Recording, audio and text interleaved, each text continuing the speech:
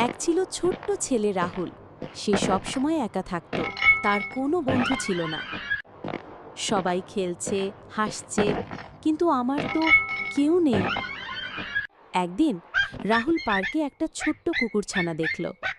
গায়ে কাদা, শরীর দুর্বল, চোখে দুঃখ। আরে বেচারা, তুমি কি একাই আছো? কোলে তুলে নেয়। তোমার নাম রাখবো সোনাই। সেদিন থেকে প্রতিদিন স্কুল শেষে রাহুল সোনাইকে খাবার দিত, খেলতো, গল্প করত। সোনাই, তুমি আমার সেরা বন্ধু, আমি আর একা নই।